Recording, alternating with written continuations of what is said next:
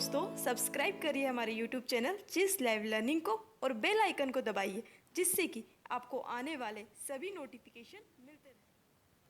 Hello friends, welcome to my YouTube channel जीज live learning. हमने एक न्यू सीरीज़ स्टार्ट की है जीके क्वेश्चंस की, यानी सामान्य ज्ञान क्वेश्चंस की, और इस जो कि कई सारे कॉम्पिटिटिव एग्ज़ाम्स में अधिकतर आते हैं, जैसे कि UPSC exam, MPPSC, SSC, RRB, NTPC, और इसके अलावा और भी कई सारे कॉम्पिटिटिव एग्ज़ाम्स होती है जिसमें कि जीके के क्वेश्चंस पूछे जाते हैं। तो ये सारे क्वेश्चंस वो है जो कि इससे पहले कई सारी एग्ज़ाम्स में रिपीट हो चुके हैं, और ये सारे वेरी वेरी इंपॉर्टेंट क्वेश्चंस हैं जो कि आगे और भी कई एग्ज़ाम्स में आने की पॉसिबिलिटी है। तो आज मैं आप लोगों के लिए भारतीय इतिहास एवं संस्कृति के क्वेश्चंस लेकर आई हूँ। तो हमारा इसका जो फर्स्ट क्वेश्चन है वो है, फर्स्ट क्वेश्चन हमारा, सासाराम बिहार में किस शासक का मकबरा है? तो इसका जो आंसर है वो है शेर शाह सूरी। शेर शाह सूरी का मकबरा जो है वो कहाँ पर है? सासाराम, बिहार के सासाराम में। अब हमारा सेकंड क्वेश्चन है वो है, अष्टांग मार्ग का पालन करने की शिक्षा किसने दी थी? तो वह दी थी गौतम बुद्ध ने। अब हमारा जो थर्ड क्वेश्चन है वो है, टीपू सुल्तान के शासनकाल में मैसूर की राजधानी कौन सी थी? तो इसका जो सही आंसर है वो है श्रीरंगपट्टनम। श्रीरंगपट्टनम जो थी वो टीपू सुल्तान के शासनकाल में मैसूर की राजधानी थी। अब हमारा क्वेश्चन नंबर फोर्थ है वो है, सर्वप्रथम किस शासक ने आगरा को अपनी राजधानी बनाया? तो इसका जो आंसर है वो है सिकंदर लोदी। सिकंदर लोदी ने ही सबसे पहले आगरा को अपनी राजधानी बनाया था। अब हमारा फिफ्थ नंबर का क्वेश्चन है, वैशाली किस प्राचीन राज्य की राजधानी है? तो लिच्छवी राज्य जो है उसकी प्राचीन राजधानी है वैशाली। अब हमारा जो सिक्स्थ नंबर का क्वेश्चन है वो है, यजु संहिता में सबसे बाद किसकी संहिता कौन सी है? यानी यजु संहिता जो है उसमें सबसे आखिरी में किसकी संहिता थी? तो वो है वाजयसेनी संहिता। वाजयसेनी संहिता जो है वो यजु संहिता की सबसे बाद वाली संहिता है। अब हमारा क्वेश्चन नंबर सेवन्थ है वो है, किस पश्चिमी विद्वान ने रोम में भारत में सोने के निर्गमन पर दुख प्रकट किया था? तो वो है लिपनी ने। लिपनी जो था उसने पश्चिम विद्वान जो थे वो लिपनी जो थे वो पश्चिमी विद्वान थे जिन्होंने रोम से भारत में सोने के निर्गमन पर दुख प्रकट किया था। अब हमारा क्वेश्चन नंबर एट्थ है, भारत में खरोष्टी लिपि को किसने स्थापित किया था? तो वो ही ईरानियों ने। ईरानियों ने ही भारत में खरोष्टी लिपि स्थापित करी थी। ये सारे क्वेश्चंस वो है जो कि इससे पहले कई कॉम्पिटिटिव एग्जाम्स में रिपीट हो चुके हैं और आगे भी आने की पूरी पॉसिबिलिटी है। तो इसलिए आप इन सबको एक बार देख लीजिएगा। हमारा है, गोधन को अनंदा वंदा सुखदा किसको कहा गया है? तो वो है सुत्त पिताम में। अब हमारे क्वेश्चन नंबर 10th है वो है, चिरांद में लाल व काले मृदभांड काल का संबंध किस धातु से है? वो है लोहा। अब देखिए, हमने इससे पहले भारतीय संस्कृति के क्वेश्चंस पढ़े। अब जो हमारे 10 आगे आने वाले क्वेश्चंस है वो है राष्ट्रीय स्वतंत्रता आंदोलन। राष्ट्रीय स्वतंत्रता आंदोलन जो है उससे रिलेटेड है। तो हमारा 11th क्वेश्चन जो है वो है, 1906 में लंदन में अभिनव भारत नामक संगठन की स्थापना किसने की थी? तो वो है विनायक दामोदर सावरकर ने। विनायक दामोदर सावरकर ने ही 1906 में लंदन में अभिनव भारत नामक एक संगठन की स्थापना की थी। तो आप इसे ध्यान से पढ़ लीजिएगा क्योंकि ये आपको एग्जाम में आने की पूरी पॉसिबिलिटी है। अब दे रखा, असहयोग आंदोलन शुरू करने में के समय भारत का वायसराय कौन था? जब हमारे भारत में असहयोग आंदोलन शुरू हुआ था तो भारत का वायसराय कौन था? तो वो थे चेम्स्फोर्ड। चेम्स्फोर्ड थे।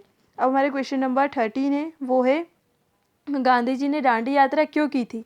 तो गांधी जी ने दांडी यात्रा नमक कर के विरोध में की थी।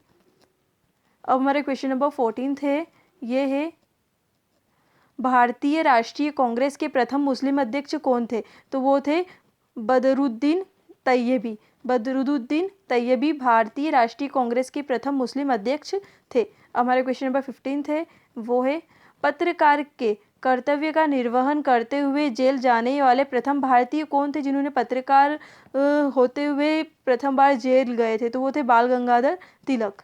हमारे क्वेश्चन नंबर 16 है, ये है भारत छोड़ो आंदोलन के पूर्व ब्रिटिश सरकार ने गांधी जी सहित कांग्रेस नेताओं को बंबई में गिरफ्तार करने की योजना बनाई थी, उसका नाम क्या था? उसे ऑपरेशन जीरो आवर दिया गया था। उस ऑपरेशन को क्या नाम दिया गया था? Operation zero hour. हमारा 17th क्वेश्चन है, ये है जब भारतीय राष्ट्रीय कांग्रेस ने भारत छोड़ो प्रस्ताव पारित किया उस समय कांग्रेस के अध्यक्ष कौन थे? तो उस समय मौलाना अब्दुल कलाम आज़ाद। मौलाना अब्दुल कलाम आज़ाद जो थे उस समय कांग्रेस के अध्यक्ष थे जब भारत छोड़ो प्रस्ताव पारित किया गया था। अब हमारे क्वेश्चन नंबर 18 है, ये दे रखा है कि मैं अंग्रेजों के प्रति राजभक्त हूँ क्योंकि मैं स्वशासन को प्यार करता हूँ। यह प्रसिद्ध कथन किनका है? तो यह है बिपिन चंद्र पाल का है। अब हमारा क्वेश्चन नंबर 19 है, यह है भगत सिंह को मुखबरी करने के कारण फणींद्र घोष की हत्या किसने की थी?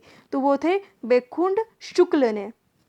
हमारा क्वेश्चन नंबर लास्ट क्वेश्चन है हमारा आज ये हमारा जो इसका 20 क्वेश्चन है वो है भारतीय स्वतंत्रता आंदोलन में आतंकवादी गतिविधियों को प्रारंभिक घटना कौन सी थी? तो आतंकवादी गतिविधियों की प्रारंभिक घटना जो थी वो थी चापेकर बंधुओं द्वारा प्लेग कमीशन रेड की हत्या करना। अब हमारा क्वेश्चन नंबर